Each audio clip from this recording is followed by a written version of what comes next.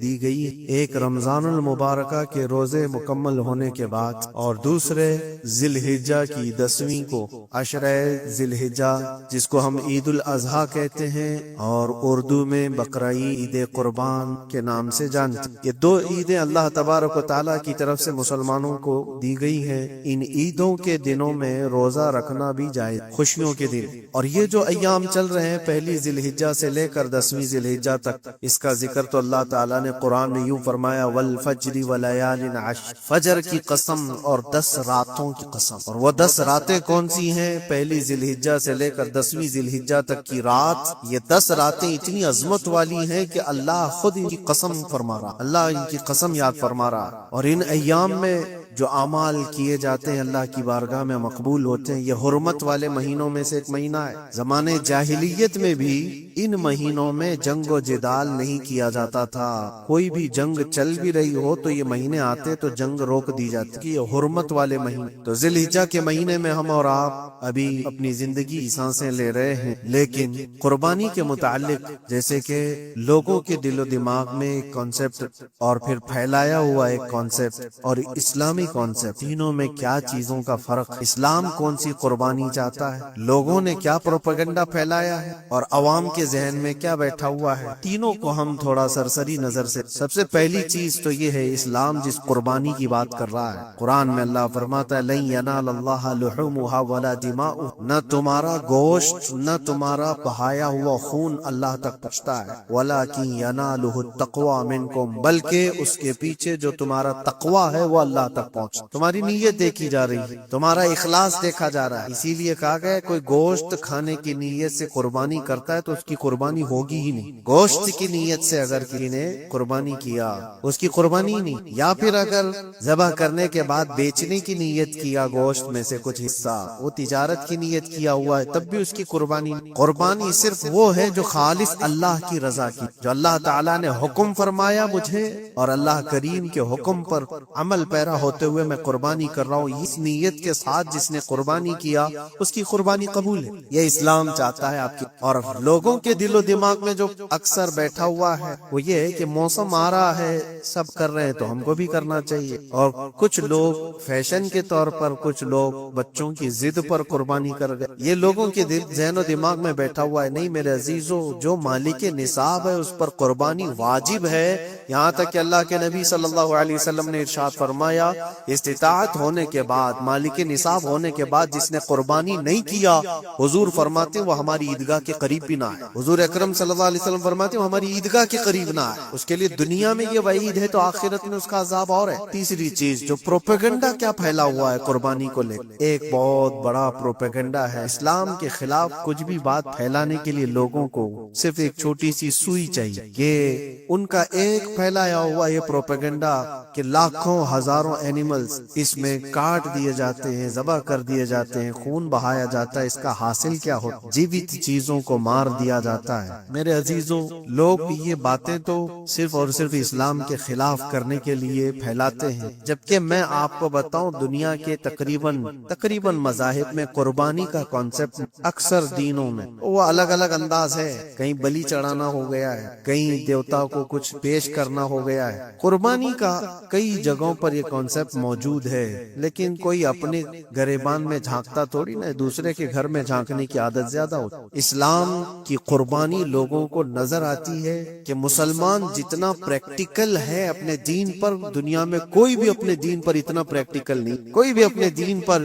اس طرح پابندی سے عمل کرنے والا ملتا نہیں۔ جلن اسی بات کی تو ہے کہ کوئی پوسٹر نہیں لگاتے، کوئی اعلان نہیں کرتے اور جمعہ میں پوری صفحے ان کی بھری نظر آتی۔ کون تمہیں پرچار کر کے جمعہ میں بلاتا ہے؟ وہ خالق کائنات کی طرف سے تمہارا جو لگاؤ ہے وہ جو تمہیں کھینچ کر گھروں سے مسجدوں میں لاتا۔ فتنوں کا دور ہے، اس کے باوجود جمعہ میں کوئی بھی مسجد ایسی نہیں ہوگی جو خالی پڑی ہوئی۔ مسلمان آج کے دور میں بھی اپنے دین پر عمل پیرا ہے اور یہ تکلیف کا ضفت بن جاتا ہے دوسروں کے لیے۔ اسی طرح قربانی کے ایام آتے ہیں تو کچھ ماڈرن خیالات والوں کو لا کر کے ہمارے درمیان پیش کیا جاتا ہے۔ وہ ایسی میٹھی میٹھی باتوں باتوں کے ذریعے سے تمہیں لبھانے کی کوشش کریں، اتنے پیسے خرچہ کرنے کے 40,000 کا 50,000 کا بکرا لینے سے بہتر ہے کسی غریب کو مدد کر دیا جائے، کسی کا گھر بنا دیا جائے، کسی کا راشن پہنچا دیا جائے۔ میاں اور سال بھر ہم کرتے ہیں الحمدللہ، قربانی کے دنوں میں ہی کیوں؟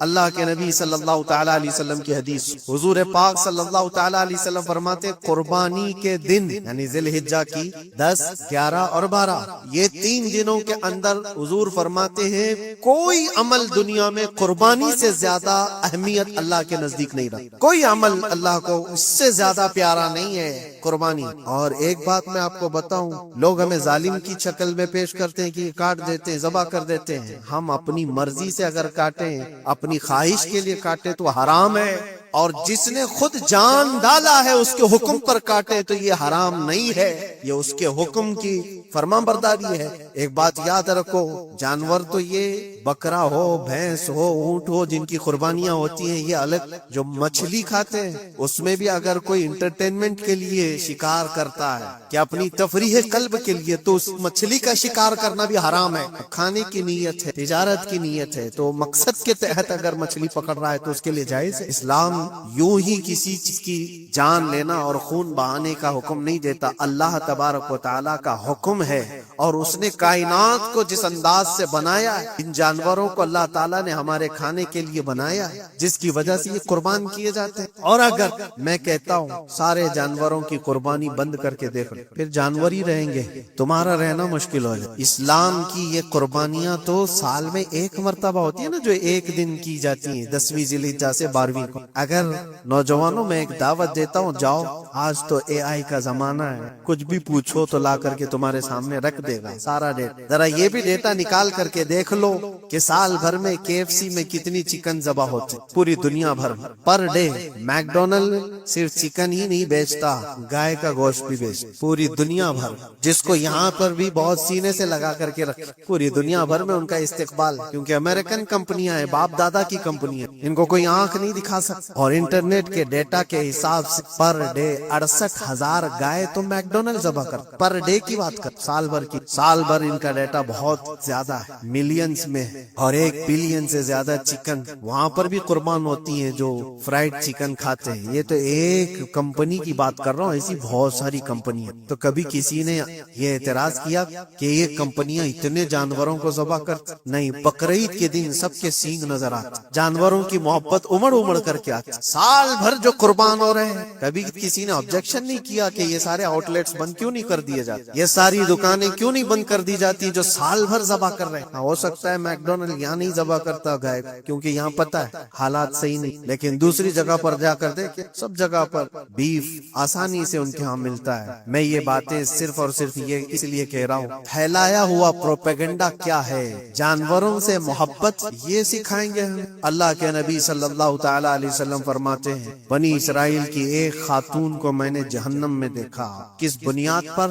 فرماتے ہیں وہ عبادت گزار تھی، زاہدہ تھی، پرہیزگار تھی، لیکن ایک بلی پالی، اور اس نے کبھی عبادت کرنی ہوتی تو 2 دن 3 دن تک اپنے کمرے میں گوشہ نشین ہو جاتی اکیلی، اور اس نے اپنی بلی کو ایک جگہ پر گلے سے رسی لگا کر باندھ دی، اور 3 دن تک وہ اپنی عبادت میں رہی، مصروف رہی، اور 3 دن کے بعد اسے خیال آیا تو جا کر دیکھی بلی مر چکی۔ حدیث پاک میں صحیح حدیث ہے، اللہ کے نبی صلی اللہ علیہ وسلم فرماتے ہیں صرف اس بنیاد پر اللہ تبارک و تعالیٰ وہ عبادت کرنے والی عورت کو جہنم میں بھیج، جو میری مخلوق پر رحم نہیں کرتا وہ رحم کے قابل۔ یہ سکھائیں گے ہمیں جانوروں پر رحم کر، ہم جس جانور کو ذبح کرتے ہیں وہ اللہ کے حکم سے کرتے ہیں، اس کے علاوہ کسی بھی جانور کو ظلم کرنا، اللہ کے نبی صلی اللہ تعالی علیہ وسلم کی حدیث یہ ہے کہ جانور پر ظلم کرنا ذمی پر ظلم کرنے سے بڑا ہے۔ اور ذمی کیا ہے؟ ذمی وہ جو مسلمانوں کے ملک میں امن کے ساتھ رہنے کے لیے ریکویسٹ کیا ہوا ہو اور اسلامی حکومت اسے امن دی، اور اللہ کے نبی صلی اللہ علیہ وسلم فرماتے ہیں مسلمان پر ظلم کرنے سے زیادہ بڑا ظلم ذمی پر ظلم کرنا، اور اس سے بڑا ظلم جانور پر ظلم کرنا ہے۔ یہ میرے آقا کے فرمان ہے،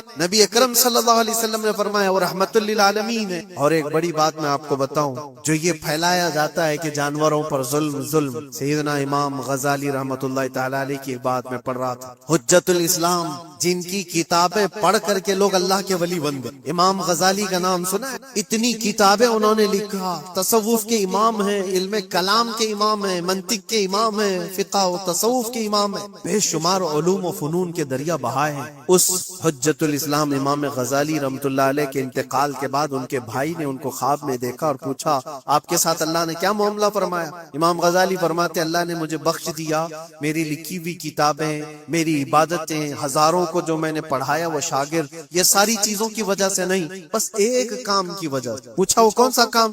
کہا ایک بار میں کتاب لکھ رہا تھا اور سیاہی میں قلم ڈبو کر کے لکھا جاتا تھا، اور سیاہی جو بنتی تھی وہ پھلوں کے رس سے نکال کر، اور لکڑی کا قلم اس میں ڈبو کر کے لکھا جاتا تھا۔ تو میں لکھ رہا تھا کہ ایک مکھی آ کر سیاہی پر بیٹھ گئی، میں اپنا قلم روک لیا کہ ہو سکتا ہے وہ پیاسی ہو، پی کر چلی جائے۔ کافی دیر تک وہ مکھی سیاہی پر بیٹھی رہی اور پی کر کے جب وہ اڑ گئی تو پھر میں اپنا قلم چلاتا رہا۔ یہ بات تو زندگی میں آئی اور گئی، میں نے تو اس کو چھوٹا سمجھا تھا، لیکن میری موت کے بعد رب تبارک و تعالیٰ نے مجھے اٹھا کر فرمایا جس نے میری چھوٹی مخلوق پر رحم کیا، بس اس نیکی کی بنیاد پر میں تجھے جنت عطا کر۔ ایک جانور پر رحم کرنے کی بنیاد، ایک جانور پر رحم کرنے کی بنیاد پر، اور حدیث پاک میں، صحیح حدیث پاک میں یہ بھی ہے، ایک طوائف تھی جس نے مرتے ہوئے کتے کو بچایا تھا پانی پلا کر، اور اس بنیاد پر اس کی بخشش ہو گئی۔ طوائف اور رحم کیا جانور پر تو اس کی بخشش ہو گئی۔ میں اسلام کی وہ چیزیں تمہیں بتا رہا ہوں جو دنیا تمہارے سامنے یہ چیزیں لانے سے عاجز ہے اور قاصر ہے، یہاں تک کہ اللہ کے نبی صلی اللہ تعالی علیہ وسلم نے فرمایا جانور پر اگر تم نے ظلم کیا ہے تو جس طرح سے ظلم کرو گے قیامت کے دن یہ اپنے سینگوں کے ساتھ، اپنے کھروں کے ساتھ اٹھے گا، اور اسی طرح سے اس کا بدلہ بھی دلایا جائے، وہ تمہیں مارے گا قیامت اور بدلہ لے گا۔ یہ بھی حدیث پاک میں۔ جانور پر ہمیں اس کے چہرے پر مارنے کا حکم نہیں، اس کو اس کی طاقت سے زیادہ بوجھ ڈالنے کا حکم نہیں۔ اللہ کے نبی صلی اللہ تعالی علیہ وسلم کے پاس ایک صحابی آئے، اونٹ پالتے، ہاں ایک اونٹ بہت سرکش ہو گیا ہے، اور جب اونٹ سرکش ہو جاتا ہے کسی کی کھوپڑی وہ اسی وقت سر کو پکڑ لیا تو آدمی وہیں ختم ہو جائے، وہ کسی کے قابو میں نہیں آ رہا تھا، حضور کے پاس آئے ہیں۔ رسول پاک صلی اللہ علیہ وسلم نے فرمایا چلو میں چلتا ہوں دیکھتا ہوں۔ صحابہ کہتے ہیں حضور جب چلنے لگے تو ہمیں خوف ہوا، ڈر ہوا کہ یہ اونٹ بدک گیا ہے، سرکش ہے، کہیں کچھ نقصان نہ پہنچا، اور تنہا میرے مصطفیٰ صلی اللہ علیہ وسلم آگے بڑھتے چلے گئے۔ صحابہ کہتے ہیں ہمیں ڈر لگ رہا، لیکن میرے عزیزوں وہ رحمت للعالمین، سب کی رحمت بن کر آئے۔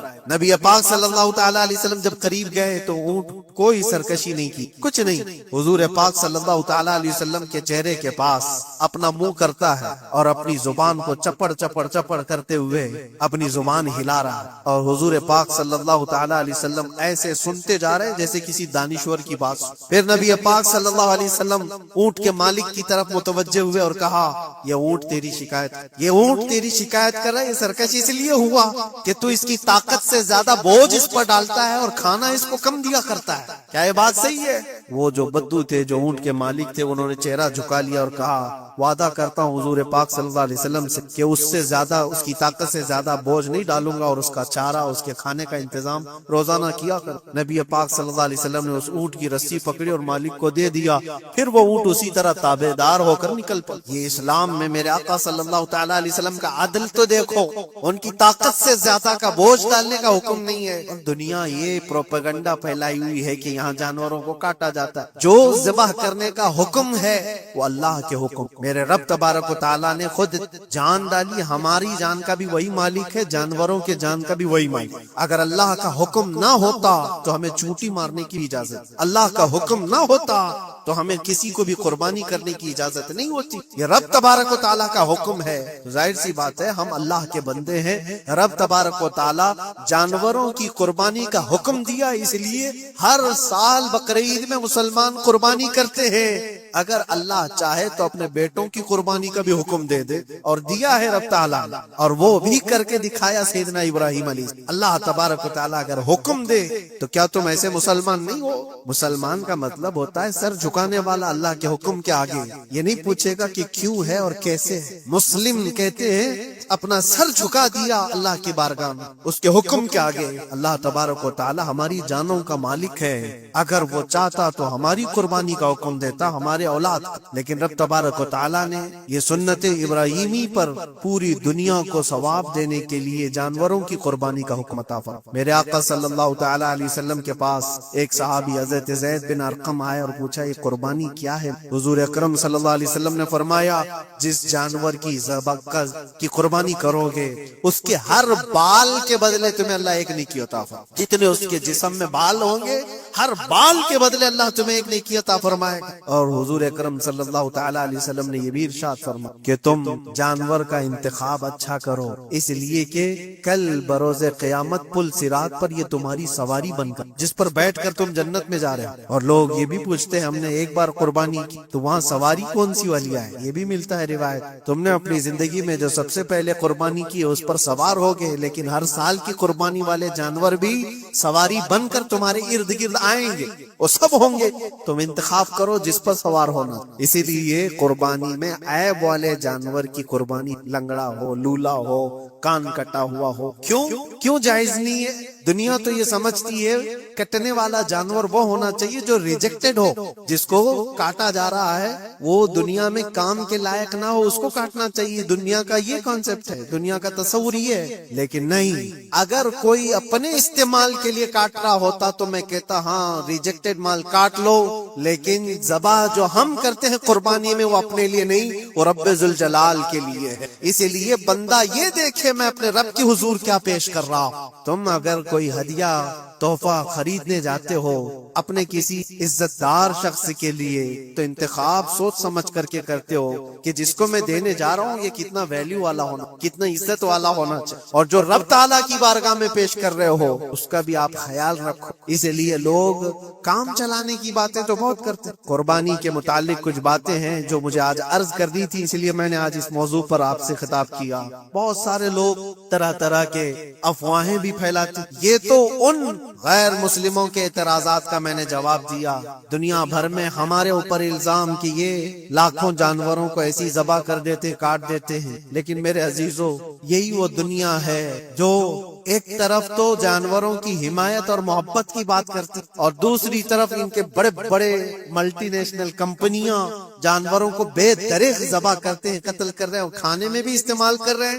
اور صرف اتنا ہی نہیں، سارے جانوروں کی کھالیں، لیدر کی بیگ، لیدر کے جوتے، لیدر کے بیلٹ، لیدر کی ٹوپیاں، لیدر کے جاکٹ سب بنا کر کے دنیا پہن رہی ہے اور قیمتی چیزوں میں اس کو شمار کیا جاتا ہے۔ ان سے کوئی سوال نہیں کرتا کہ یہ سب چیزیں کہاں سے تم لائے، یہ سب چیزیں تم کہاں سے لائے؟ کیا بغیر کسی جانور کے ذبح کیے ہوئے اس کی کھال کا استعمال کرتے ہو؟ لیدر کا استعمال تو ساری دنیا بڑے فخر سے کر رہی ہے، حتیٰ کہ گھروں کے استعمال کرنے والے صوفے اور کرسیوں پر تک استعمال ہے، اپنی بیٹھنے والی گاڑیوں میں کار کی سیٹ پر تک استعمال ہے، تمہارے پہننے والے جوتے، تمہارے پہننے والے بیلٹ، تمہارے پہننے والے جاکٹ سب جگہ تمہارا استعمال ہے۔ اور صرف میں یہ نہیں کہہ رہا کہ دنیا میں صرف مسلمان استعمال کرتے، ساری دنیا لیدر کا استعمال کرتی۔ یہ لیدر کہاں سے آتا ہے؟ تو یہ دغلا پن، یہ جو ڈبل رول ہے، ڈبل سٹینڈ، ایک طرف حمایت کی بات کرنا اور دوسری طرف بے دریغ ذبح بھی کرنا، یہ سب چیزیں دنیا کو بیوقوف بنانا اور اسلام کے خلاف ایک پروپیگنڈا پھیلا۔ لیکن اے مسلمان، ذہن و دماغ میں کسی ایسے ماڈرن کلچر کے ایسا کوئی فریفتہ ہو، اس کی باتوں میں آ کر تم یہ سوچو کہ نہیں اتنے پیسے میں قربانی کے بجائے صدقہ کر دوں، کسی غریب کو دے دوں، ناجائز۔ تمہارے اوپر سے قربانی کا وجوب ختم نہیں ہوگا، وہ اسی طرح سے باقی رہے گا اور گنہگار بھی رہو گے۔ اللہ کریم سے زیادہ تم رحم کرنے والے نہیں ہو، اللہ ارحم الراحمین ہے۔ اللہ ارحم الراحمین ہے، جب وہ حکم عطا فرما رہا ہے تو کیا تمہارے دل میں اس سے بھی زیادہ رحم ہے؟ قربانی کے دنوں میں صرف قربانی ہی ہوگی۔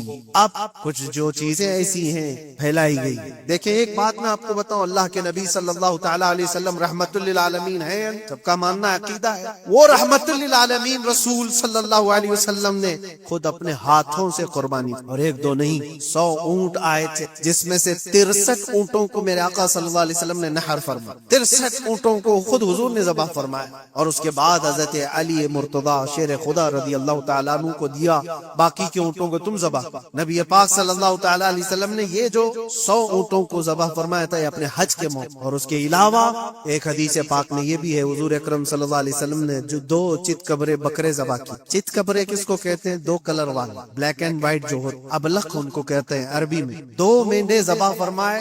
ایک نبی پاک صلی اللہ تعالی علیہ وسلم نے اپنی جانب سے قربان فرمایا اور دوسرا پوری امت کی طرف سے قربان فرمایا. یہ رسول پاک صلی اللہ تعالی علیہ وسلم کے. اسی لیے تو میں عرض کرتا ہوں میرے عزیزو، ہمارے امام نے سچ کہا، جو نہ بھولا ہم غریبوں کو رضا. یاد اس کی اپنی عادت کیجیے. قربانی سال میں 1 مرتبہ ہو رہی ہے، رسول پاک صلی اللہ تعالی علیہ وسلم قربان کر دیتے اپنے نام سے، وہ تو کیا ہی، لیکن قیامت تک آنے والی اپنی امت کی طرف سے بھی خود اپنے ہاتھ سے قربانی. آج امت یہ پوچھتی ہے قربانی 1400 سال پہلے تمہارے رسول نے تمہاری جانب سے قربانی کی، اور اللہ نے جس کو استطاعت دی، جس کو طاقت دی.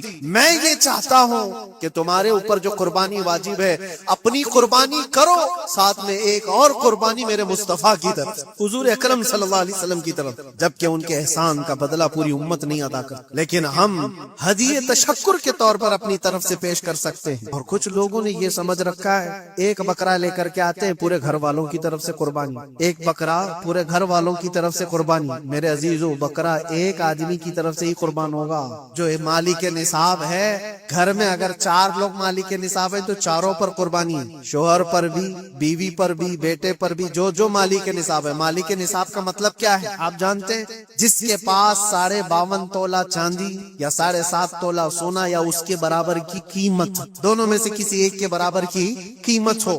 اس زمانے میں آپ کیلکولیٹ کر لو 52.5 تولہ چاندی کی قیمت کیا ہو سکتی ہے. اتنی اگر تمہارے پاس رقم ہے، اتنی مالیت ہے تمہارے پاس، تو تم مالک نصاب ہو اور تمہارے اوپر قربانی واجب. قربانی تمہارے اوپر واجب ہے، اور قربانی واجب ہونے کے لیے سال بھر پیسے ہونا ضروری نہیں. قربانی کے دنوں میں اگر وہ مالک نصاب ہوا تب بھی اس پر واجب. زکوٰۃ کا حکم الگ ہے، قربانی کا حکم الگ ہے. اور پورے گھر کی طرف سے ایک بکرا قربان کیا تو کسی کا بھی نہیں ہوا. اگر 4 لوگ گھر میں رہتے تھے اور چاروں کی طرف سے ایک بکرا ذبح کیا اور چاروں کا نام لیا گیا ہے تو کسی کے نام سے قربانی نہیں، کیونکہ پرٹیکولر ایک ہی کی طرف سے قربانی. ہاں، بڑے جانور میں 7، وہ اونٹ ہوا یا بیل بھینس، یہ جو بڑے جانور ہیں ان جانوروں میں 7 حصے ہو سکتے ہیں اور ان میں شریک ہونا جائز ہے. لیکن 7 لوگ جو شریک ہو رہے ہیں ان کے لیے بھی شرط ہے کوئی ایک بندہ بھی اس میں غلط عقیدے والا بھی نہ ہو اور گوشت کی نیت سے شریک نہ ہوا ہو، بلکہ سب قربانی کی نیت سے آئے ہوں تو سب کی قربانی ہو. یہ خیال بھی رہے ضروری ہے. اب حالات ایسے آ گئے کہ سب کے لیے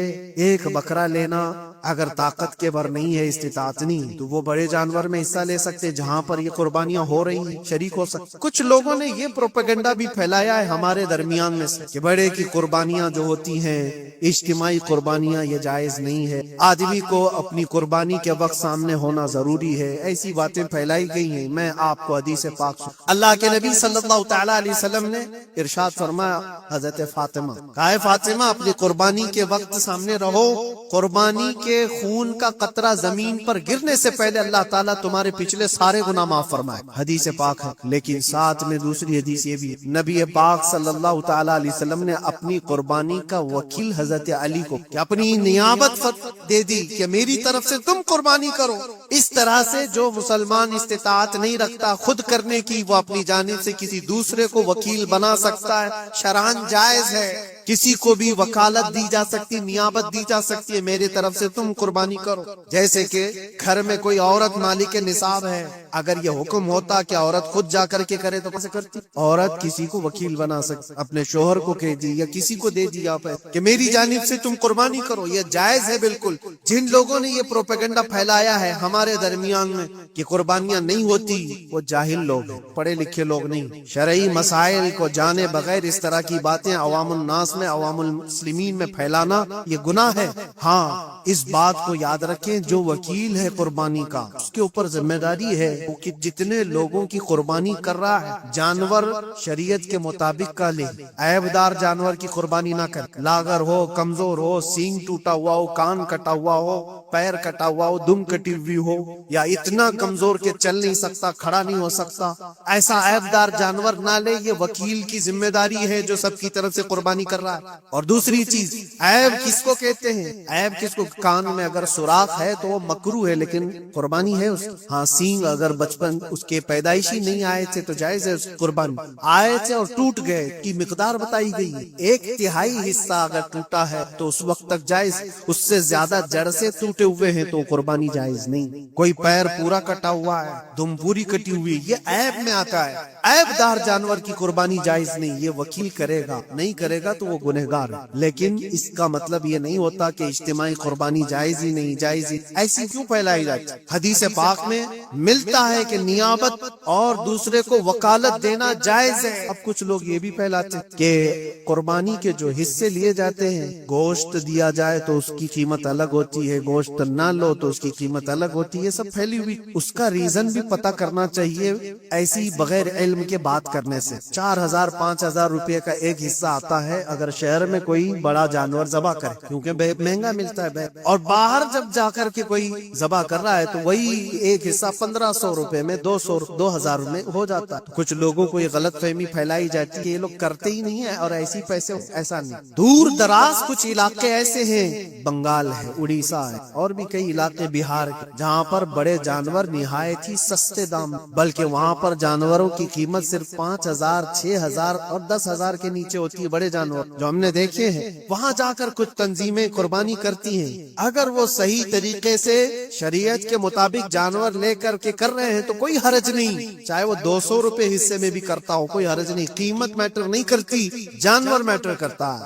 قیمت چاہے جتنی بھی ہو رہی ہو۔ اس چیز کو آج وضاحت کرنا ضروری تھا، اس لیے میں نے آپ کے سامنے بیان کیا۔ غلط فہمیوں میں نہ پھیلے، غلط فہمیاں نہ پھیلائے، خود بھی بچے۔ ہاں، افضل کیا ہے؟ افضل تو یہ ہے کہ اللہ نے تم پر واجب کیا، تم جاؤ اپنے ہاتھ، تم جاؤ، کیونکہ حدیث پاک میں ملتا ہے کہ تم اپنے ہاتھ سے قربانی کرو اگر طاقت رکھتے ہو، اس کے خون کا قطرہ گرنے سے پہلے تمہارے پچھلے سارے گناہ اللہ معاف فرمائے، یہ افضل ہے۔ یہ ساری باتیں تھی جو عید قربان سے ریلیٹڈ تھی۔ اللہ کریم ہم سب کو اس کی رضا کے لیے قربانی کرنے کی توفیق عطا فرمائے۔ لیکن ساتھ میں ایک بات یہ بھی یاد رکھیں، جب بندہ قربان کر رہا ہوتا ہے تو اس کے اندر یہ نیت بھی ہو، جیسے سیدنا ابراہیم علیہ الصلوۃ والتسلیم کو اللہ تعالیٰ نے کیا فرمایا تھا؟ 4 پرندے لو، ان کو ذبح کرو، ان کے سر اپنے پاس رکھو، ان کا قیمہ بنا کر 4 پہاڑوں پر رکھاؤ، اور پھر ان پرندوں کا نام لے کر کے بلاؤ، وہ زندہ ہو کر کے آ جائیں گے۔ کیونکہ ابراہیم علیہ السلام نے اللہ سے پوچھا تھا کہ اللہ تم مرنے کے بعد لوگوں کو زندہ کیسے کرتا ہے، میں دیکھنا چاہتا ہوں۔ تو رب تعالیٰ ان کو پریکٹیکل دکھانا چاہ رہا تھا کہ جاؤ ٹھیک ہے، ذبح کرو 4 پرندے اور ان کا قیمہ بنا دو، سر ان کے اپنے پاس رکھ لینا، اور ان کا قیمہ 4 پہاڑوں پر رکھ کر آؤ، اور پھر آ کر ان سروں کے پاس کھڑے ہو کر ان پرندوں کے نام لے کر بلاؤ، وہ آ جائیں گے۔ ابراہیم علیہ السلام نے اسی کیا، 4 پرندے لیے تھے۔ کیا کیا لیے تھے آپ کو میں بتاؤں، ایک مرغا تھا، ایک کوا تھا، ایک کبوتر تھا، اور ایک مور تھا۔ پرندوں کے نام یاد رکھ لیں، کوا ہے، مرغا ہے، کبوتر ہے اور مور ہے۔ چاروں کو ذبح کیا، ان کے سر اپنے پاس رکھے اور جسم کے سب قیمہ بنا دیا، اور 4 جگہ پر مکس کر کے ان کو رکھا ہے۔ پھر آ کر یہاں کھڑے ہوئے اور پکارا ان پرندوں کا نام لے کر، اللہ کے حکم سے آ جاؤ۔ قیمہ ہوا میں اڑا، جسم بنا، اور ویسی بغیر سر کے اڑتا ہوا آیا اور اپنے اپنے سر سے جڑ کر کے وہ زندہ پرندہ ہوا۔ قرآن پاک میں یہ ہے موجود۔ تیسرے پارے میں رب تبارک و تعالیٰ نے فرمایا، وَإِذْ قَالَ إِبْرَاهِيمُ رَبِّ أَرِنِي كَيْفَ تُحْيِي الْمَوْتَى قَالَ أَوَلَمْ تُؤْمِنْ قَالَ بَلَىٰ قال ولكن ليطمئن قلبي قال فخذ 4 من الطير فصرهن إليك ثم اجعل على كل جبل منهن جزءا ثم ادعهن يأتينك سعيا واعلم أن الله عزيز حكيم۔ یہ اللہ تبارک تعالیٰ نے پورا قرآن میں فرمایا کہ ابراہیم علیہ السلام نے یہ جو کیا۔ اب سنیے، سبع سنابل شریف میں میر عبد الواحد بلگرامی رحمۃ اللہ علیہ لکھتے ہیں کہ 4 پرندوں کا جو انتخاب ہوا تھا نا، 4 پرندے جو چنے گئے تھے، کون سے تھے؟ کوا، مرغا، کبوتر، مور۔ اصل میں جو ہے ان کی ہر ایک کی ایک خاصیت ہے۔ کوا لالچی بہت ہوتا ہے، کوا لالچی بہت ہوتا ہے۔ مرغا اس کے اندر شہوت بہت زیادہ ہے، عورت کی خواہش، مرغے کے اندر خواہش شہوت زیادہ ہوتی، اور کبوتر کے اندر دوستی کرنے کی عادت زیادہ ہوتی، جلدی دوستی کرتا ہے، اور مور کے اندر دکھاوے کی عادت زیادہ ہوتی، اپنی خوبصورتی کا اظہار بار بار کرتا ہے۔ تو یہ 4 چیزیں ان کے اندر ہیں، یہ 4 پرندوں کے اندر۔ صوفیہ اکرام فرماتے ہیں در حقیقت آپ کو حکم تھا ان جانوروں کو ذبح کا نہیں تھا، कौवे की लालच को ज़बा करो, मुर्गे की शहवत को ज़बा करो, और बिना वजह के कबूतर की जो दोस्ती है हर आयरे गहरे से, इस दोस्ती के को कता करो, और मोर के दिखावे की आदत को ज़बा करो। ये चार बुरी आदतों को ज़बा करो तो अल्लाह की कुदरत की मुशाहिदे देख रहे। दर हकीकत वहां पर सूफिया इकराम फरमाते हैं, और यही बात है कि शैतान को जब कंकरियां मारने के लिए हुज्जात जाते हैं, वो तो एक पिल्लर है जिसको कंकरियां मारते हैं, वहां एक पिल्लर है, उस पिल्लर को कंकरियां मार करके आते हैं। लेकिन मेरे अजीजों, तसव्वुर ये होनी चाहिए, जिंदगी भर जो शैतान मुझे बहकाता है मैं उसको कंकरियां मार रहा हूं। अगर तुम्हारी नीयत साले हुई और कंकरी लग गई तो यकीनन जिंदगी भर शैतान की शरारतों से महफूज हो। तुमने अपने शैतान को जख्मी कर दिया, इसीलिए जिसका हज कबूल हो जाता है उसकी कंकरी वहां से उठा ली जाती, वरना तो 40 लाख लोग 70-70 कंकरियां मार करके आए तो पहाड़ बन जाना चाहिए, लेकिन कोई पहाड़ नहीं होता वहां कंकरियों का, जाकर देखे ना ही उसको उठाया जा रहा है। लेकिन हदीस पाक में जिस हाजी की का हज कबूल होता है उसकी कंकरियां उठा ली जाती, वो शैतान को लग चुकी है। तो नीयत का दारो मदार है। इसीलिए सबसे पहले मैंने आयत यही पढ़ी, रब ताला फरमाता लन यनालल्लाह लुहुमुहा वला दिमाउहा वलाकिन यनालुहु तक़वा मिनकुम। हरगिज तुम्हारा गोश्त, तुम्हारा बहाया और खून अल्लाह तक नहीं पहुंचता, बल्कि इसके पीछे जो तुम्हारी खालिस नीयत है, जो तकवा है, वो अल्लाह तक पहुंचता है। कुर्बानियों में ये नीयत करो कि रब तबारक व तआला मैं अपनी सारी ख्वाहिशात को ज़बह कर रहा हूँ, मौला मुझे बुरी ख्वाहिशात से जिंदगी भर महफूज फरमा दे। व आखिर दावाना अनिल हम्दुलिल्लाहि रब्बिल आलमीन। अस्सलाम वालेकुम।